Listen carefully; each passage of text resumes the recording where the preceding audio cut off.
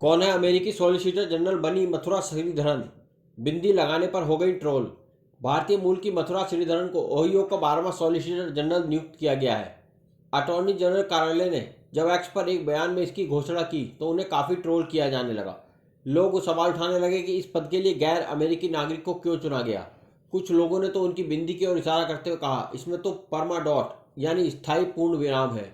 Ohio के attorney general Dave Yost के कार्यालय ने एक्स पर पोस्ट में कहा, एजी ने राज्य और संघीय अदालतों में अपील के लिए राज्य के शीर्ष अटॉर्नी के रूप में मथुरा श्रीधरन को ओहियो का 12वां एसजी नामित किया है। इस घोषणा पर कुछ ऑनलाइन यूजर्स ने उनकी नियुक्ति की आलोचना करनी शुरू कर दी। एक यूजर ने कहा, क्या इस पद के लिए अमेरिका का कोई नागरिक और मूल निवासी नहीं मिला। एक अन्य यूजर ने लिखा, मूल ओहियो वासियों को राज्य में नौकरी भी नहीं मिल रही है, यह विदेशी कौन है, क्या ओहियो में अमेरिकी खत्म हो गए हैं। एक अन्य यूजर ने लिखा, माथे पर एक बिंदी की तरह ओहियो वासी कुछ नहीं कह सकते। एक यूजर ने लिखा, इनके तो परमानेंट डॉट है। एक अन्य ने टिप्पणी की, उनके माथे पर यह डॉट क्या है। एक ने उनकी नियुक्ति पर सवाल उठाते हुए कहा, कोई अमेरिकी उपलब्ध नहीं था क्या। ट्रोल्स के जवाब में एजी योस्ट ने श्रीधरन की नियुक्ति का बचाव किया है, उनकी कानूनी योग्यता की प्रशंसा की। उन्होंने एक्स पर पोस्ट में कहा, कुछ लोगों ने गलत दावा किया है कि मथुरा अमेरिकी नहीं है, वह अमेरिकी नागरिक है। उन्होंने एक अमेरिकी नागरिक से विवाह किया है और उनकी संतान भी अमेरिकी नागरिक है। अगर आपको उनका नाम या रंग रूप परेशान करता है तो समस्या उनमें या उनकी नियुक्ति में नहीं, आप में है। उन्होंने कहा, मथुरा बेहद प्रतिभावान है।